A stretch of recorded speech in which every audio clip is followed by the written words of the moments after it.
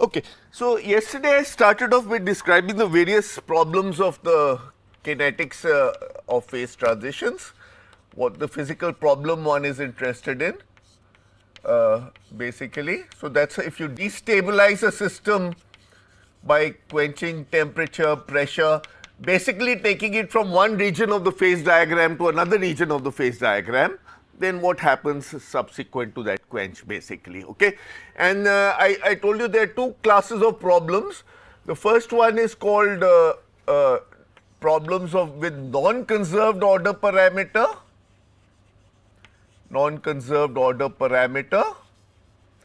and the typical problem in this category is ordering of a ferromagnet. Okay, and though I sort of use a certain name like ordering of a ferromagnet, this is actually descriptive of a very vast range of different phenomena. So these are the sort of two paradigm models of this, and the other model is the model. The other problem is the problem with conserved order parameter, and that the representative model for that problem for that one is the phase separation of a mixture, be it an oil and water mixture, be it a mixture of some two metals, and so on and so forth. Okay, so these are the basic paradigms, and then you can build up more complex problems by combining these paradigms in appropriate manner. For example, you could have a system with one non-conserved order parameter and one conserved order parameter. So the system that, or the order disorder transition problem that was being talked about, it actually falls into that category, and that's called model C, and so on and so forth. So once you have the basics of this, you should be able to build up from here. Okay, then we sort of actually got deeper into the non-conserved order parameter problem. I showed you that at the microscopic level, this is modeled in equilibrium by the Ising model, and in non-equilibrium you sort of associate stochastic kinetics by it, by putting it in contact with a heat bath of some kind, and the appropriate stochastic kinetics is Glauber kinetics. And in Glauber kinetics, you just basically flip a spin, randomly pick a spin and flip it. You should realize that once the domains are formed, I had a discussion with some students after the class. Once the domains are formed, if you think of the sort of mechanistics of how it works, a spin flip in the bulk of the domains is energetically very expensive, right? Because if you're deep in the domain, then you have sort of, let's say in 2D, you have 4 neighbors which are happy. So by flipping it, you make them unhappy. Similarly, if you are deep in the minus domain. So actually the spin flips primarily take place at the interface, and there's actually accelerated Monte Carlo algorithms which sort of exploit that fact. Okay, but I won't get into that. So this system is described by Ising model plus Glauber kinetics, and a coarse grading procedure based on the master equation gives rise to the corresponding coarse grained model, which is the TDGL equation, or in the language of critical dynamics, it's called model A. Okay, that's the sort of first model of Hohenberg and Halperin's sort of review article. Okay, and you'd also realize that the master equation is actually derivation is equivalent to a phenomenological approach. Basically, it's the basis for a phenomenological approach, and in the phenomenological approach, you write the sort of system down as the evolution of some free energy, dissipative relaxation of free energy to its ground state, to its minimum free energy value. Okay, so that's what we covered, and I'm going to proceed on from there. I want to sort of make one statement before I proceed on, and that's the following: that some years ago we actually edited this book on kinetics. It's called Kinetics of Phase Transitions. And this was edited by myself and a colleague called Vinod Vadhavan at BARC. There are different chapters by different people. Perhaps you'll find some of them useful. I'm going to in particular point out that the first chapter is something I've written in a sort of fairly pedagogical and accessible level and covers all this material. Okay, and I'm happy to send a PDF to you of that. So if one of you takes the responsibility of writing to me, I'll send you a PDF, and I mean, you can do it today itself, as a matter of fact, and you can have the PDF in front of you, so you don't have to worry too much about taking notes. Okay, so for that one person, my email address is purijnu@gmail.com. Of course, others, if they have doubts, etc., are very welcome to write to me. I'll be happy to address all doubts that you have, to the extent that I can, basically. Okay, so purijnu@gmail.com. So one of you guys has to take the responsibility, and then just send it around to your other friends in the class, basically. Okay, so let's start today with the TDGL equation and actually try to understand its dynamics. So the TDGL equation, the last equation I wrote down, is the partial derivative of a field variable psi RT, which represents the appropriate order parameter. In the magnet, it's just the magnetization, and that is equal to Tc by T minus 1 psi minus 1/3 Tc by T the whole cubed psi cubed. That cubic nonlinearity will play an important role as we go on, plus beta j a squared grad squared psi. So that's the Laplacian term, and this is what I call is called the time dependent Ginzburg-Landau equation. Okay, and a sort of equivalent way of writing it is basically as follows.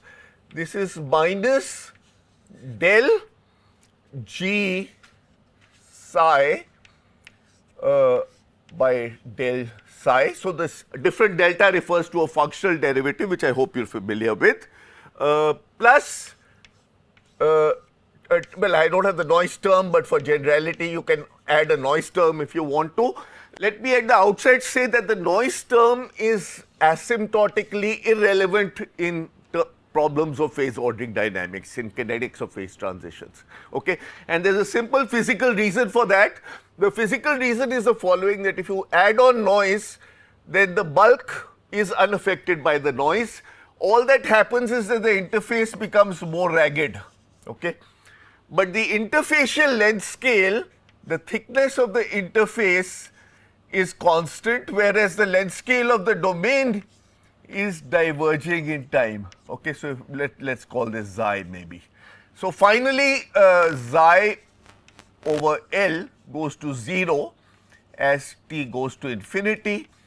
So basically you can drop noise. Also means that a lot of other microscopic details are irrelevant at log length scales and time scales. Okay, so having sort of put that in there for generality, let me just drop it subsequently.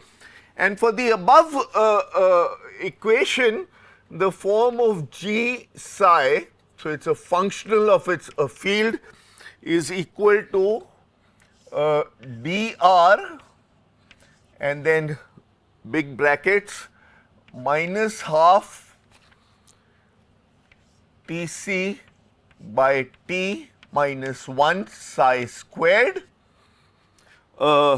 plus 1 by 12 Tc by T cubed psi fourth plus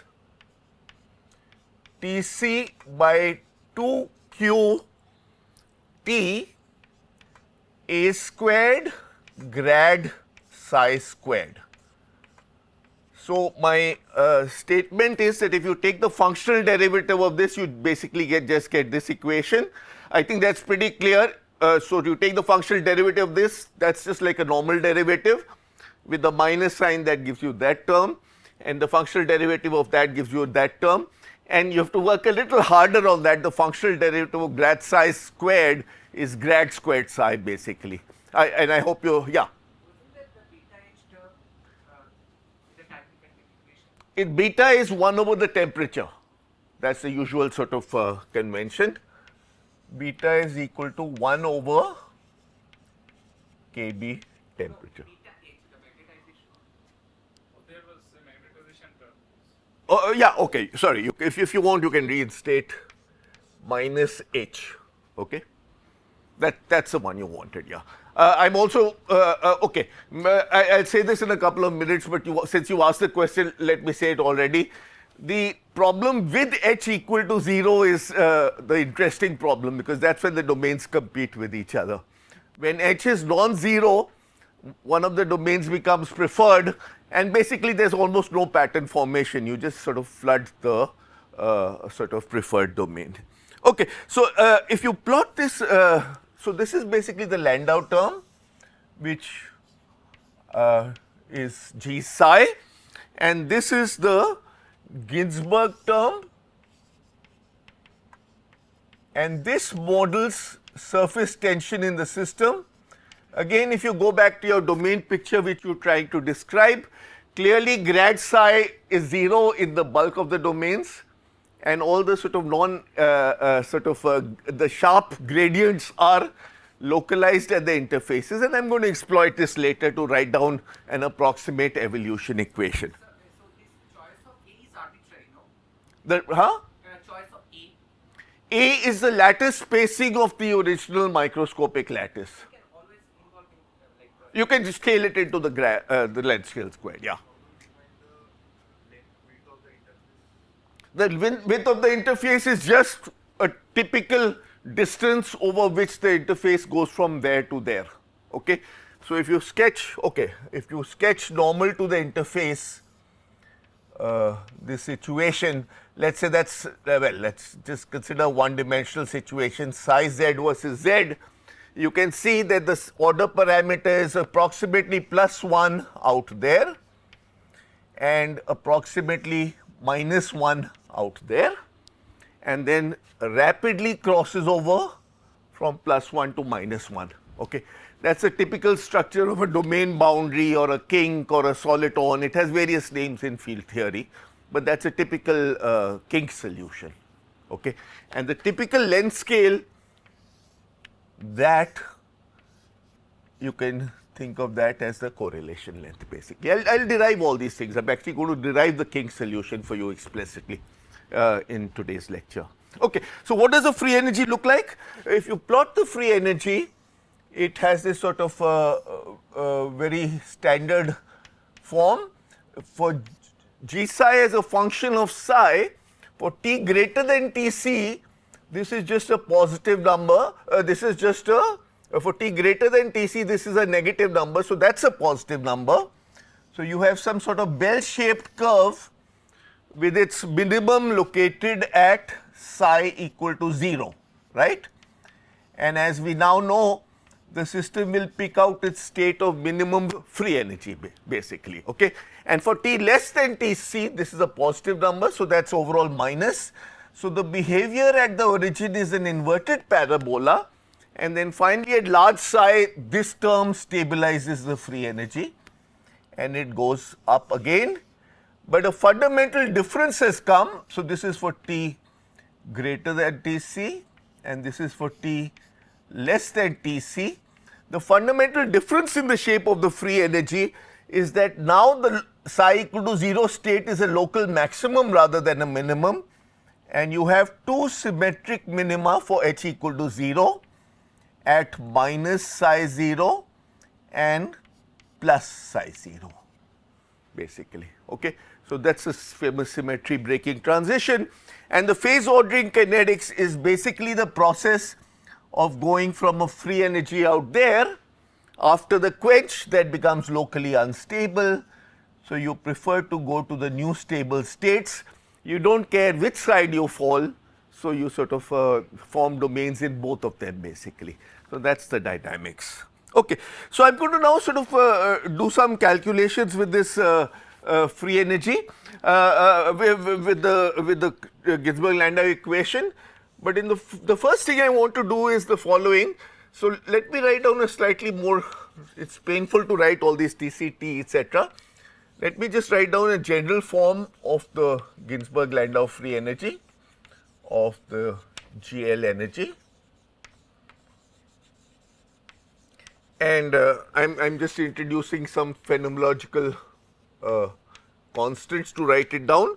So that's equal to dr minus, let's introduce some constant a. In this microscopic derivation, a is simply 1. So that's the first term. And plus b by 4 psi 4 minus h psi plus k by 2 grad squared, grad psi squared, right?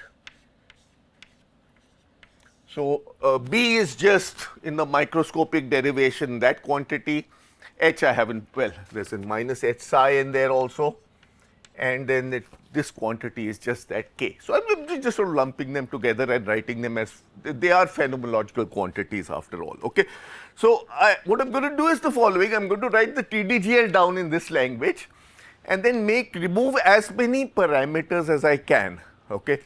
And the way you remove parameters is by rescaling whatever you can rescale. So there's a natural scale of psi. There's a natural space of r, and there's a natural scale of time, right? So at least if you have 3 scales you can adjust, you can get rid of 3 of the parameters in your equation and makes your life considerably easier, okay? So let me write down the corresponding equation, the TDGL equation in this slightly more general language is simply del psi by del t. I had a gamma out here, so I just sort of write the gamma down and multiplied by, take the functional derivative of this with a minus sign, AC minus T psi. The second term is minus B psi cubed. The third term is plus H. So these are just direct derivatives. And this one gives me K grad squared psi. So basically it's the same dynamical equation that I wrote down earlier. I've just sort of assumed that A, B, etc. are all determined by phenomenology, and they are basically all the requirement is that they are greater than 0. Okay. So I have basically 1 parameter multiplied by gamma, 2 parameters, 3 parameters in this system. Okay. So I have 3 parameters, 3 quantities I can rescale. I usually find that the easiest way to do this rescaling, you should do it for your own favorite PDE problem, is to write psi as A psi prime, R as B R prime, and T as some constant C T prime. So the prime variables are dimensionless, and basically I'm going to pick A, B and C so as to sort of set the parameters equal to 1. Do you want me to do this rescaling, or can you do it on your own? Huh? I think you can do it on your own. It's sort of, there's no point sort of me spending 10 minutes doing this rescaling. But basically 2 lines of algebra give you the dimensionless form of the TDGL equation, and that's what I'm going to work with because life will be simpler in that language. Del psi by del t is equal to psi minus psi cubed plus h. These are all the primed variables now. I don't have any of the unprimed variables. I've just dropped the primes, that's all, plus del squared psi. So basically all the parameters have gone away except for this renormalized magnetic field basically. Okay. So, this is the dimensionless form of the TDGL equation, form of the TDGL equation. So, I am going to request you to do the following homework problem, just figure out what A, B and C are. It's you just plug them back into here, demand that the coefficients be unity, that will give you the natural scales of A, B and C. You get this cusp type of singularity, psi goes as Tc minus T raised to power half, and the length scales and the time scales diverge as Tc goes to T. Okay. I think you'd all be familiar with that from Ginzburg-Landau theory. Okay. So, now we are all set up to solve the kinetics problem. So, let us look now at the kinetics problem basically, and the kinetics problem is the following problem. I remind you, I have a phase diagram in temperature magnetic field space. I have a second order critical point there, I have a first order line out here. Here there is an up phase, here there is a down phase. For h equal to 0, for h non-zero, the dynamics is not very interesting.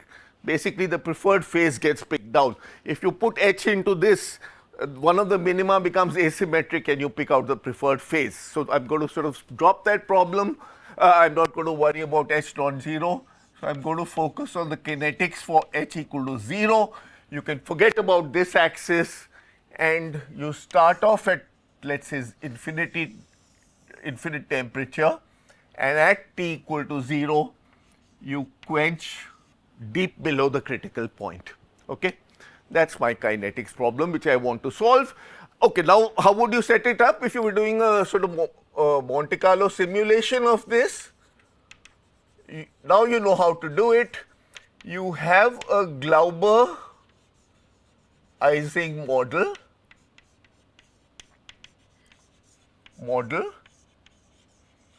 and in your initial state Si equal to plus or minus 1 randomly at t equal to 0. So, that mimics the disordered state prior to the quench basically. Okay. And if you want to solve it in the TDGL language, which is a equivalent language, in the TDL language you start off with an initial condition psi r 0. So, that is at time t equal to 0 is equal to the order parameter is 0 on the average, the magnetization is 0, plus you have some small thermal fluctuations delta psi r 0. Okay. So, these are typically small amplitude thermal fluctuations.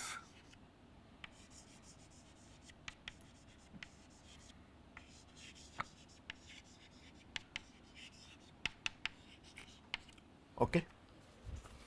So, I am going to, as far as the Glauber-Ising model is concerned, Glauber, when he proposed the model, actually solved it in one dimension, the kinetic Ising model, and that is a nice paper, the original paper of Glauber. I think it dates to 63 or 64 or something, and it is worth going through, but it can't be solved in higher dimensions. The TDGL equation we can make some more headway with, and let's try to see what we can say about the TDGL equation. Okay. So, the first thing is the following.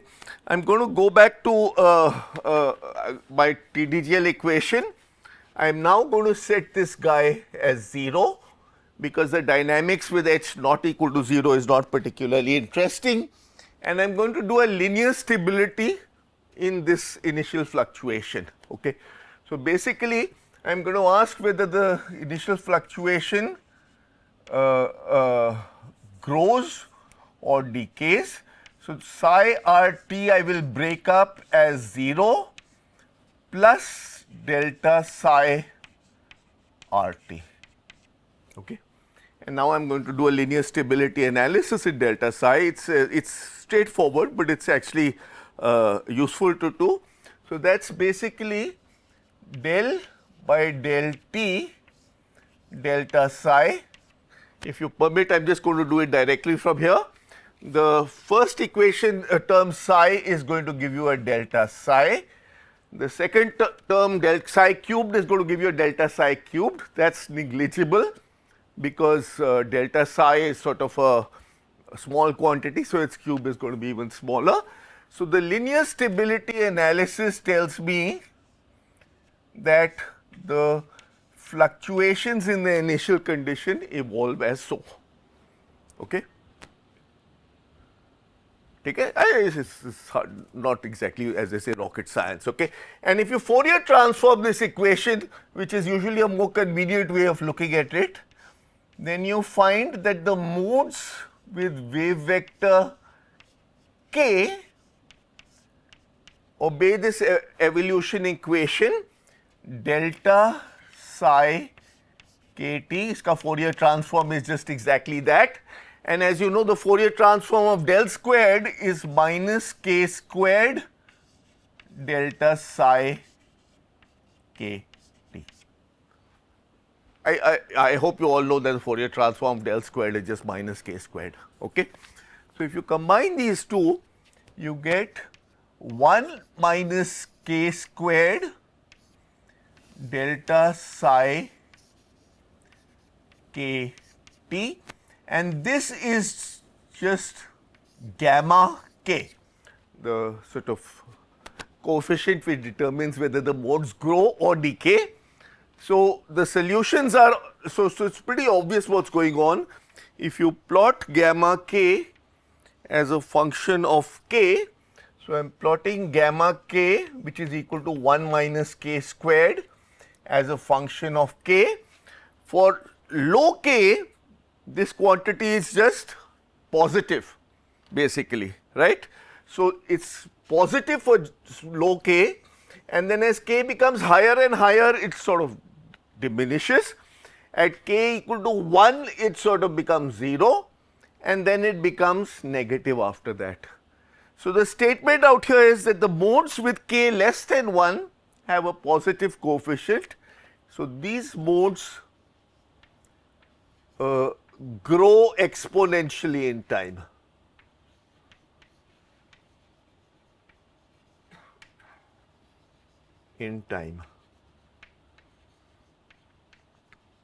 Okay. So, I am going to depict this schematically, and the exponential solution is very straightforward to get. It is simply delta psi kt is equal to e raised to power gamma k t, that is the exponential factor, times delta psi k 0. Okay.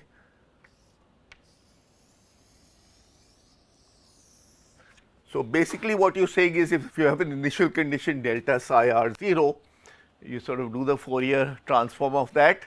You have various modes it consists of, and the modes grow in time or decay in time as so.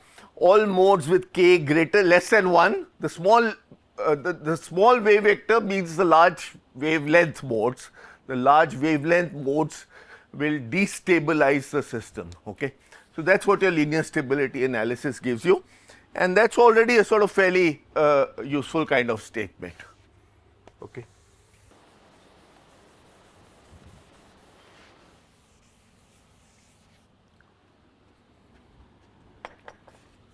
So, basically if you schematically sketch what is happening to these modes, if you pick, if you go back to real space, let us just sketch it for one dimension, and I plot delta psi r t as a function of, let us say, some one dimensional variable x.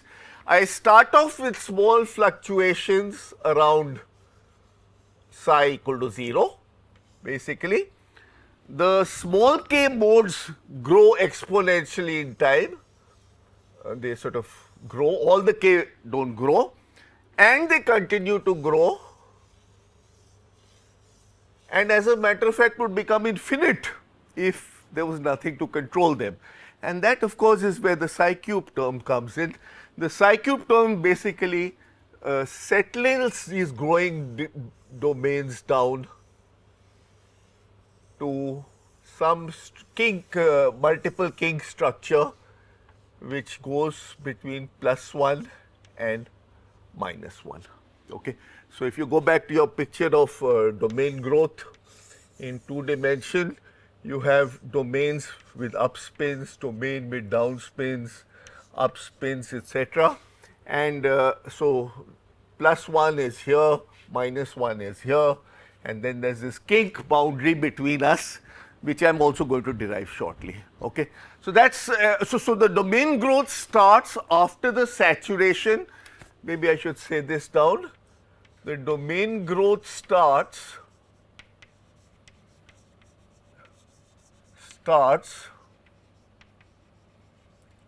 after saturation of exponential regime. So, there is an early time exponential regime, and that is controlled by, at some stage of course, you are no longer entitled to neglect delta psi cubed, and then you have a subsequent growth basically. Okay. Is the concept clear? Sir, do you have like a finite system here that can like limit these fluctuations, like amplitude of these unstable? Well, all the statements I'm making are for infinite systems basically. Okay. But of course, as long as the domains are much smaller in size than the system size, you're essentially in the infinite system regime. Okay. So yeah, I mean finite size effects are as a, yeah, okay. Maybe we'll discuss those a little later. Okay. But for now, I'm just making infinite size statements. Yeah. Picture, it looks like the domain boundaries are like periodic. Is it necessary? No, they're not necessarily periodic, but there is a characteristic length scale. So the space between the domains, if you draw a probability distribution of the scales, then it peaks at some characteristic length scale which is growing with time. So there is a typical length scale L which grows with time. Okay, and one of the problems is to find out how that grows with time. That's the first statement. Basically, what's happening is in these non-conserved process, these domains here, the spins are flipping randomly at the interfaces. They're performing random walks. This guy is performing a random walk similarly. The two random walkers meet at some point, and the meeting time, if the distance is L, the meeting time is L squared. I hope you're all aware of that. So that tells you that actually the domains grow as t raised to power half in time. So I've already told you the sort of answer, though we'll derive it in a somewhat less hand wavy way. But basically the domains grow as the square root of time. Yeah. If some domains grow, the other will like reduce like in size. Exactly. The distribution would like it would. So what you have to think of is that both, remember this picture I showed you, both sets of domains, the plus and the minus increase with time. Okay. Basically. Can you imagine a picture like that? Huh? Yeah. So you're basically, your ruler is, your ruler is changing with time and you're scaling up the pattern with time. The pattern is this bicontinuous structure of plus and minus domains, basically. Okay.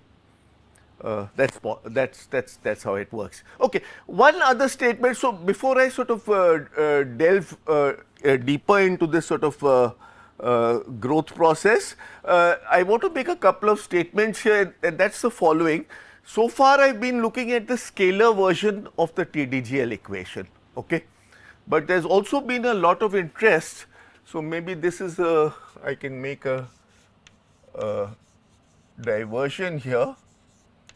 The vector version of model A is also a very interesting system. Okay.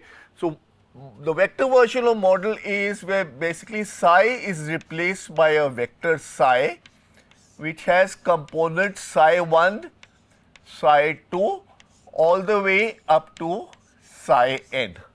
Okay. So you have an n component vector, and the corresponding version of model A, which is sort of almost straightforward generalization, is del psi vector by del t is equal to psi vector.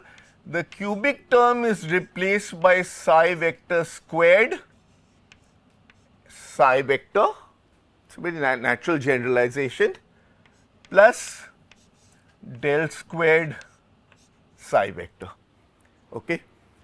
I am looking, okay, so basically this is a set of n coupled equations for these various components of the order parameter. I am looking at the n equal to 1 case, though I will briefly mention the other cases in my last lecture. Okay. The n equal to 2 case is also very important, by the way. Does anybody know what the n equal to 2 model is called? It's just called it's a very famous model, it's called the XY model. Have you heard of the XY model and the Kostelis-Thouless transition? Yeah, you could not have heard of it, I suppose, right? Huh? So, the n equal to 2 model where you have a 2 component vector describes typically ordering in superconductors and superfluids. So, in some superconductors, and basically what happens is in the Ginzburg-Landau theory, you develop a macroscopic wave function. The entire system comes to have the same wave function, and superconductivity and superfluidity are the properties of that macroscopic wave function. Okay. So, the ordering dynamics with 2 components describe superconductors, superfluids, liquid crystals, etc., etc. Okay. In this case, the defects are domain walls. Okay. So, maybe I should also write that down. In this case, the defects are domain walls. In this case of the XY model, the defects are vortices and anti-vortices, like you have domain walls, kinks and anti-kinks. Okay. And the final state here is all up or all down. What is the final state here? Use your imagination. Huh? In any one direction, but there is a 0 to 2 pi degeneracy there, because the vector can lie anywhere. So, the modulus of the vector is 1, but it can lie anywhere on the circumference of a circle. Okay. So, it is much larger degeneracy than that. That is why you have vortex states, defects. So, the defects are where the order parameter just picks up an extra phase factor of pi if you rotate around it. Okay. Then people have looked at the n equal to 3 model also. What is the name of this? Heisenberg model, very famous model again. Heisenberg model. And here what are the defects? They are monopoles. Huh? These are monopole defects. Also very important in the ordering of liquid crystals, the early universe, you have these inflation models and all that. Those are all ordering processes in our language, basically. Okay. So, so you should be clear in mind that a simple variant of the model A I have written down applies in vast number of other contexts. Also, one particular context application I want to mention of the XY model is, I mean, you remember 10 years ago we were all very excited by this Higgs boson discovery. So, the Higgs boson is very important in electroweak theory because it gives mass to the partner particles. Okay. It breaks the symmetry exactly as this system, and that symmetry breaking phase transition analogous to a superconductor is the mechanism whereby it gives mass to the partner particles. Remember there was this big conference in Geneva when they announced that they found the Higgs boson, etc. So, that was the last missing component of the standard electroweak theory. So, again the dynamics whereby it gives mass to its partner particles is also described by this model A. It's just nice to have a few other languages to show you how universal the model is, basically. Okay, so that's sorry, any questions? Yeah. So this wave number, Yeah. is this like somehow related to tension between these interfaces? No. If you start off with a random fluctuation, delta psi r 0, so that's just sort of small magnetization here and there. See, if you start off at exactly 0, you don't have any fluctuations, the system is not going anywhere, because 0 is, as you can see, is a fixed point of this system. If you plug in 0 on the right hand side, del psi by del t equal to 0. Okay.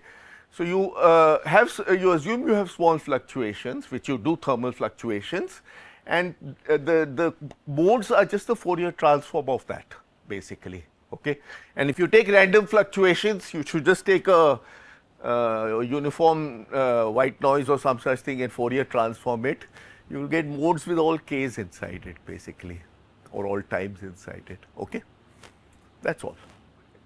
Like from K's I can get wavelengths and by combining. You can get preferred wavelengths, indeed you can get preferred wavelengths, yeah. And we will, as a matter of fact. Here of course the preferred wavelength is dull because it's just located at k equal to 0. The maximum growth occurs for the k equal to 0 case. But in the phase separation problem, there is actually a preferred wavelength which gets picked out. It's called the spinodal wavelength. But let's not jump ahead. Okay. Right now we are only looking at the linear growth in the early regime. That linear growth is saturated and then domains form, and those domains will subsequently grow by competing with each other. And that's the process I want to understand. The early fluctuation is sort of straightforward enough. Okay. So that's the fluctuations about psi equal to 0. So if you are sitting on psi equal to 0, it's a fixed point, but it's an unstable fixed point because any small fluctuation around that gets driven away. So you've probably done this example of a pendulum. If the pendulum is upside down, just upside down, it stays there for all time. But the slightest displacement from the upside down position drives it away. So that's an example of an unstable fixed point, basically. Okay. What about, ask about fluctuations. Let's ask about fluctuations about psi equal to plus minus 1. What happens to those? Help me out, guys. So you start off with an initial condition, you break your psi RT into fluctuations. So the one is, I mean, it's the same for 1 and minus 1. So the initial condition is you break it up into delta small fluctuations around a background of 1. Can you somebody please tell me quickly the linearized equation? Just read from there. So I'm just going to write down the linearized equation. Del by del t, delta psi is equal to, the first term will be just 1 plus delta psi, and the second term in the linear approximation will be minus 1 minus 3 delta psi. Is everybody comfortable with that? Plus grad squared psi. Okay. So obviously the 1 cancels with the 1 because 1 and minus 1 are also fixed points solutions, and this gives minus 2 delta psi. That's square delta psi. Sorry, yeah, that's del squared delta psi. Yeah. So minus 2 delta psi plus grad square delta psi. What is the behavior of these fluctuations? With time, look at it in Fourier space. It's always easier in Fourier space. Del by del t, delta psi k t is equal to, now you can combine these two, minus 2 minus k squared delta psi. So this prefactor gamma is always negative regardless of the wave vector, okay, and all fluctuations around plus 1 and obviously around minus 1 will also decay. Okay. So you've so far done the following work. You have identified, maybe I'll use this part of the board. You've identified that there are 3 fixed points. Psi star is equal to 0 plus minus 1. If the system is sitting on any of these, it's happy to stay sitting there. That's why it's called a fixed point. It's happy to sit there for all time. If you have small fluctuations from here, they grow and you go away from the state unstable. If you have small fluctuations around here, they decay, and that is why it is stable. Okay. Okay, now let us look at a slightly less trivial solution. These are very this thing. So maybe I should just write this down, of course, that all fluctuations decay with time. Okay. What are the homogeneous fixed points of the xy model? What are the homogeneous solutions by inspection? When you look for homogeneous solutions, you do not worry about del squared, right? You are looking for the same solution in every n-squared space. This equal to 0, tell me a solution. Psi equal to 0. Psi equal to 0 is an obvious solution. That corresponds to the homogeneous state where you are in the normal phase of the metal, okay? And what is the ordered state? Plus minus I. Almost correct. Say some more. Actually, plus minus e raised to power I theta, where theta is any value. I told you can lie anywhere on the face of a circle, okay? So, in the superconducting phase, the wave function has the same phase and the phase can lie anywhere between 0 and 2 pi everywhere in the system. And Feinstein's lecture has a very nice discussion of how this macroscopic wave function gives rise to superconductivity. Huh? I hope you know superconductivity is one of the, if not the most beautiful phenomena in modern physics. Huh? It is absolutely magnificent. Okay, but anyway, let us move on. Let us now look at the kink solutions, because in my domain growth process, these solutions are only relevant in the bulk of the domains. I want to know what is happening at the boundaries. So, let us start asking whether there are any static interfaces or kinks. There is some upper cutoff, huh? 1? Huh? 12:45. Oh, you have your this thing. Okay, okay, ठीक है. Okay, so now I am going to go back to the Ginzburg-Landau equation. Let me write it down one more time. The scalar Ginzburg-Landau equation. That's psi minus psi cubed plus grad squared psi, and the corresponding free energy in dimensionless language is simply dr.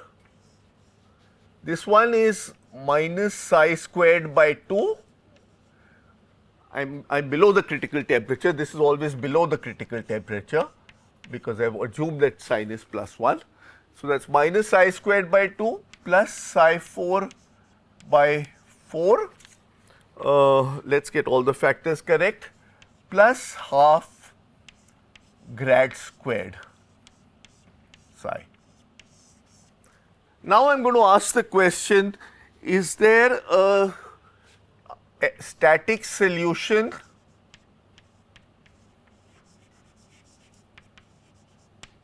which is inhomogeneous basically?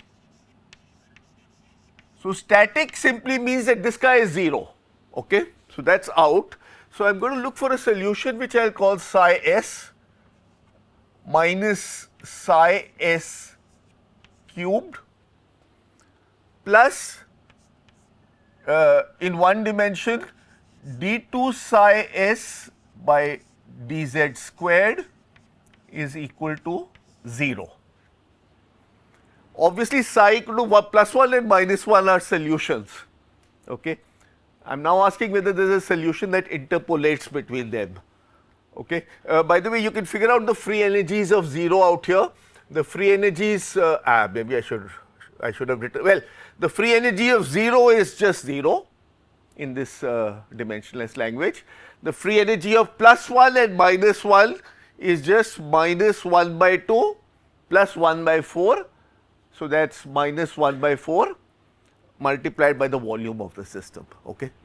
So, now I am going to find next a kink solution, and the kink solution not surprisingly will be slightly higher in terms of free energy. Okay. How do I solve this equation? Any suggestions? Have you solved equations like that before? In field theory, these are very important equations. Again, just to sort of give you names, so it is a kink solution. In particle theory, it is called an instanton solution, and so on and so forth. Huh? How do you find a how do you solve the first order second order differential equation? ये तो किया होगा आप लोगों ने, हाँ? नहीं किया? Okay, well, let me help you out, huh? So, I am going to multiply this guy with, well, okay, let me tell you the boundary conditions first. I want something that interpolates between the state plus 1 and minus 1. So, let me set psi s at plus infinity as plus 1 and psi s at minus infinity as minus 1. Okay. So, that is going to be give me a kink solution. The anti-kink solution will obviously be where I set this guy as minus 1 and that one is plus 1. Okay. Once I sketch the solution, it will become very clear. Then you multiply this guy by d psi s by dz on both sides. Actually, you multiply it by d psi s by dz. Okay. What does that equation become on doing that? I am just going to write down the answer and you tell me whether you agree. So, that equation is d by dz psi s squared by 2 minus psi s 4 by 4 plus the last term is half d psi s by dz the whole squared, and that whole thing is equal to 0.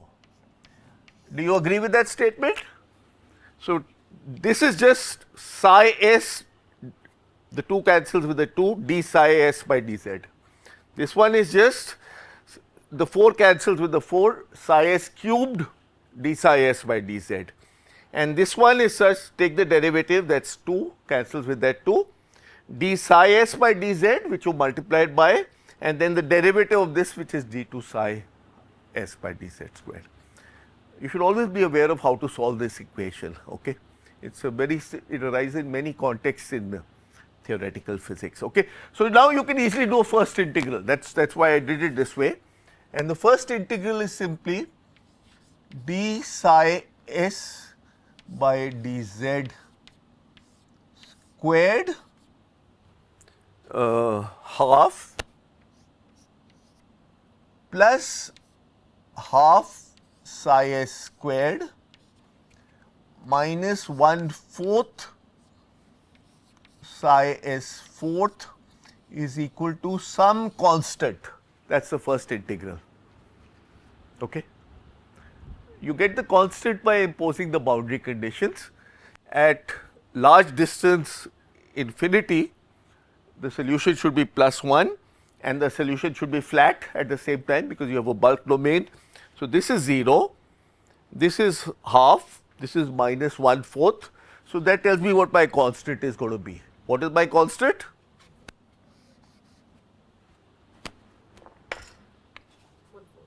One fourth. Very good. So, I have now done a first integral of this equation. Do you want me to do a second integral or can you do it yourself? Let us do it. We have about 10 minutes, right? Huh? Arnav? So maybe we do it, yeah. Well, I won't do it all the way, but I will do it half of the way.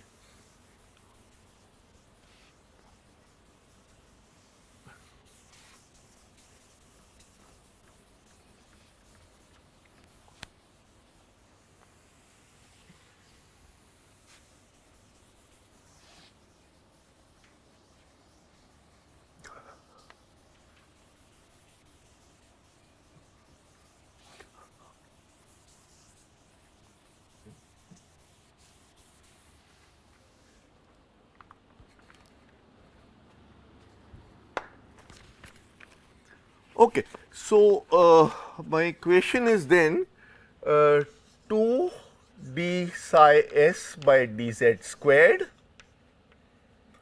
d psi s by dz the whole squared is equal to 1 minus 2 psi s squared plus psi s 4. Okay. And this is simply 1 minus psi s squared the whole squared. So, that gives you two branches basically. The first branch is that d psi s by dz is equal to 1 minus psi s squared, and the other branch is psi s squared minus 1. You have a kink and anti-kink solution basically. Okay. Okay, this is the point I am going to take it. Basically, you have to now integrate d psi s by dz, by 1 minus psi s squared equal to dz. Just break this into partial fractions and do the integral. There is two lines left which I am going to skip, and this gives you the rather beautiful and fundamental solution that there is another static solution psi s z which is equal to tanh z minus z0 divided by square root 2. Yeah, there should have been a square root of 2 in that. In this d psi s by dz. Did I lose something? Yeah, there should have been a square root of 2 on there. That's where the right, yeah, that's right, yeah. And there's a square root of, or you can take the square root of 2 down here, okay. Yeah, sorry about that, okay. That's a kink solution. If you take the other branch, you can get another solution which I can call the anti-kink tan hyperbolic z0 minus z over square root 2. Okay. What do these solutions look like basically? In the first place, z0 is an arbitrary constant of integration, okay. And in this, so let us sketch this solution.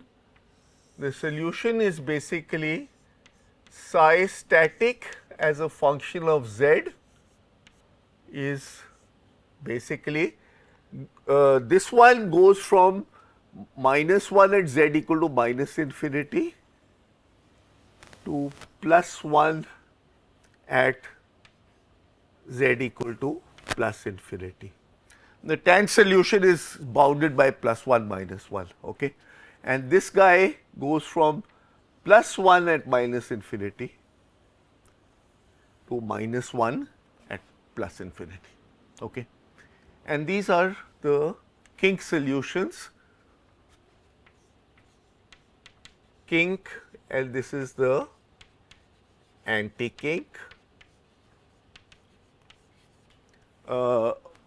And these are the typical sort of profiles as you go across the interface, okay. Also called a soliton in particle physics, okay. Now somebody asked the question, what is the length scale of the thickness? Can you now answer that question? The typical length scale is, which it crosses over from square root, is square root 2, okay. So the typical length scale of the crossover is, in this dimensionless language, square root 2 basically. Typical length scale is a scale on which something rapidly changes to something else basically, but it's a, obviously it's a finite number, okay. Huh? Why is it called? Instanton. Why is it called instanton? Okay, that's a good question. Let's go back to our pendulum. Huh? Think of the pendulum upside down, okay. Now, if it's upside down, it stays there for all time. If you displace it very slowly, it comes off from the upside down situation. The fluctuations then grow because it's an unstable fixed point. It goes round, and then it comes up again and finally comes back to the fixed point. Okay. How long does it take for it to come back to its upside down fixed point? Huh? Zero displacement fixed point. So, you have a, maybe I should draw this on the board. You have a pendulum, standing upside down. So, let us say theta is equal to sort of, what would you call it, 0 or something. Then it falls like that, it falls and finally comes back to that ever so slowly. How long would it take to come back to that? Huh? It takes infinite time, as a matter of fact. Huh? So, that is the solution over there. That is 0 or 2 pi, and then it goes over quickly through that point, the upside down point, and then it comes back up again, and it does it over an infinite length scale or an infinite time scale. So, particle physicists call it the instanton.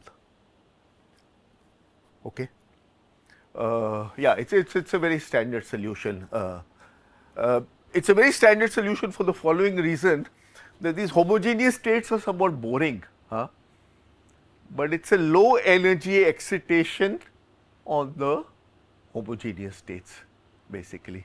Okay. And the next thing I am going to do is actually calculate the energy.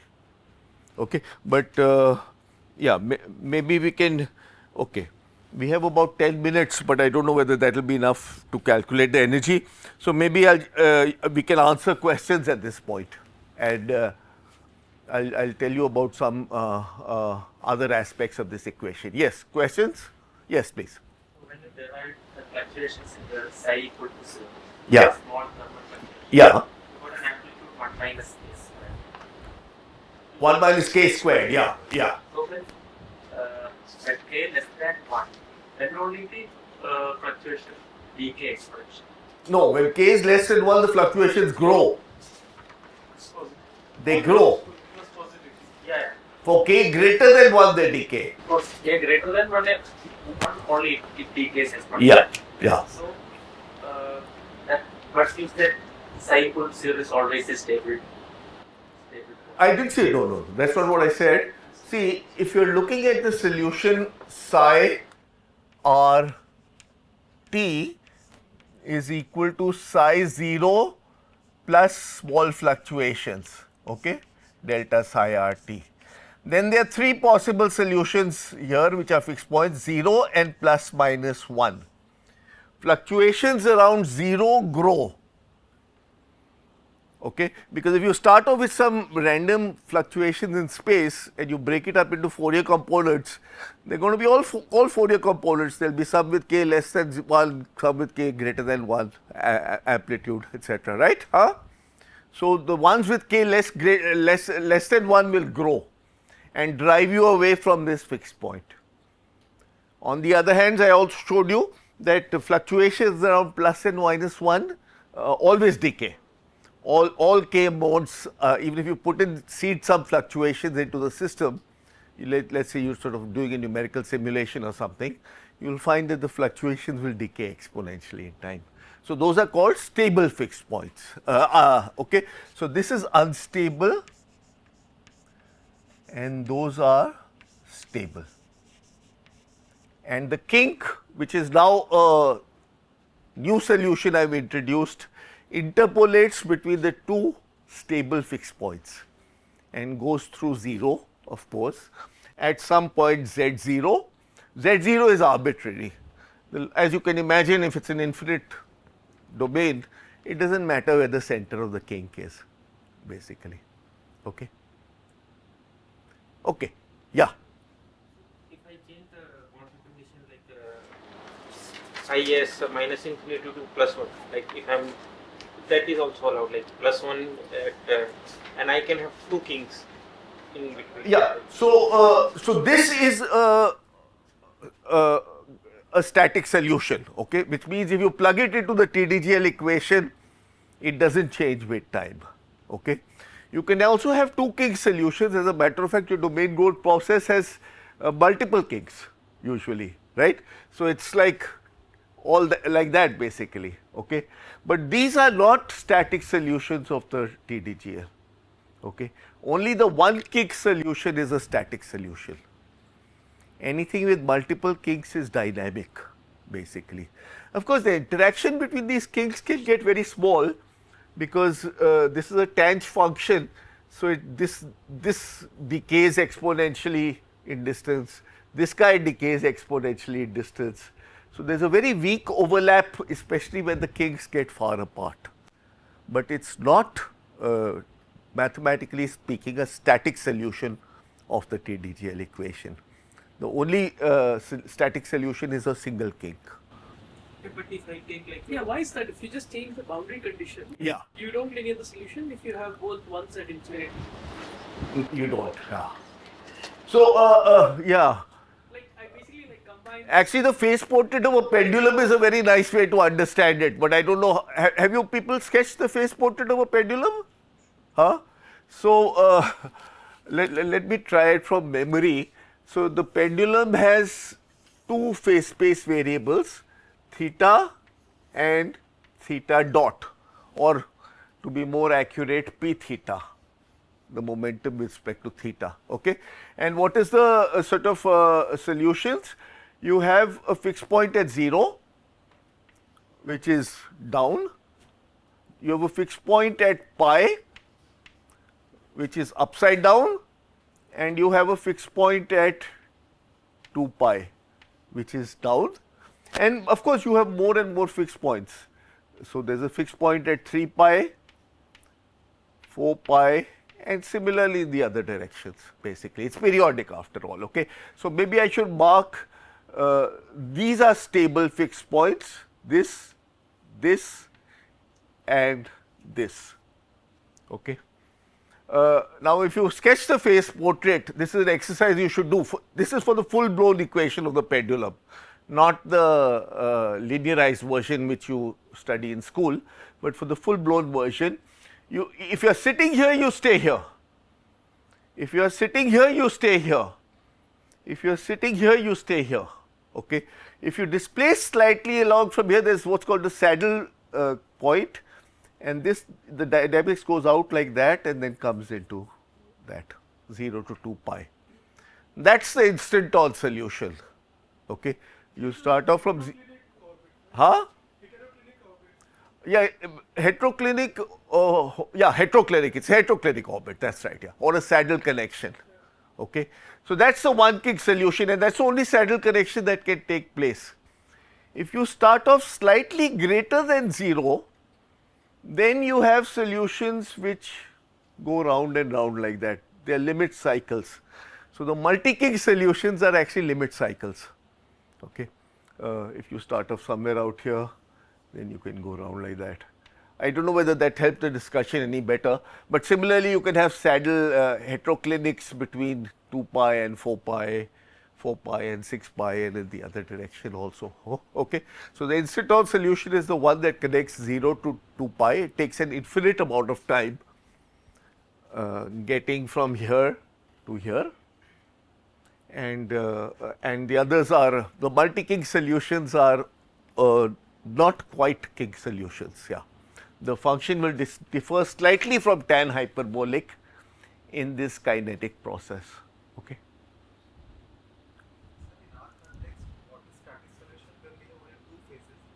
That is perfectly correct. No, it will not actually, that is a good point you raise. I am glad you did.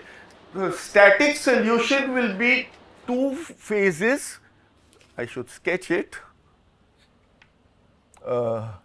Two phases with a flat interface between them.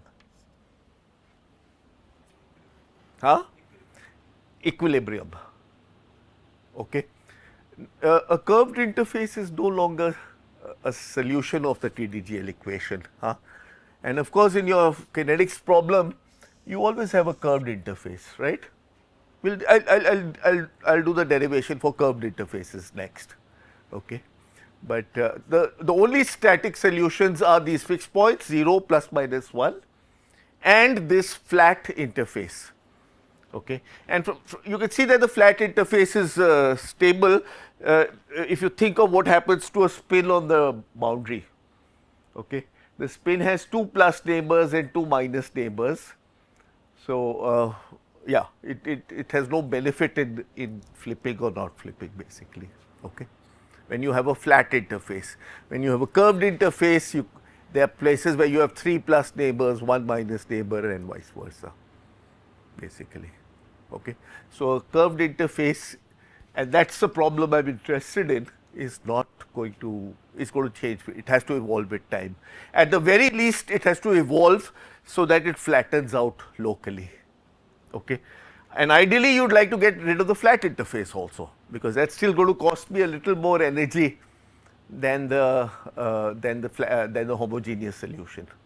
Okay. And I am going to figure out, and that is the next calculation I will do.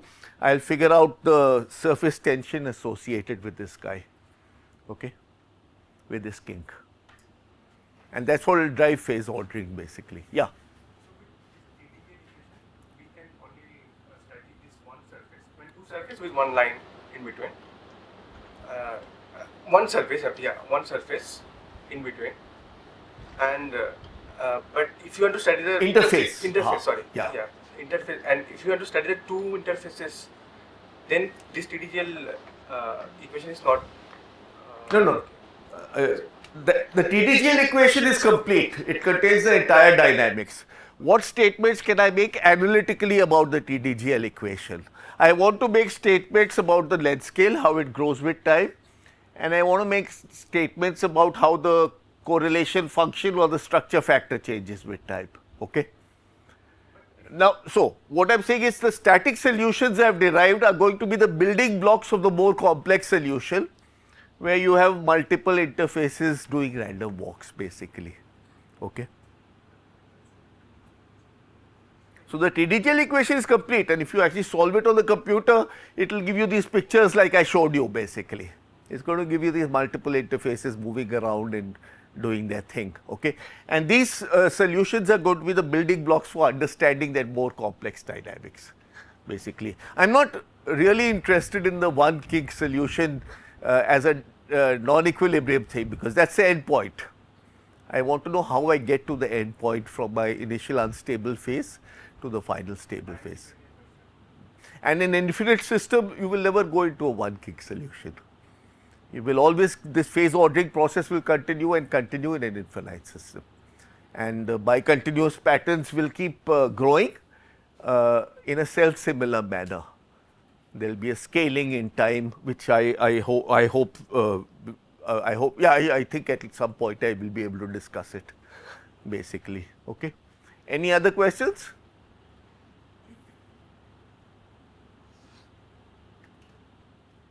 Okay.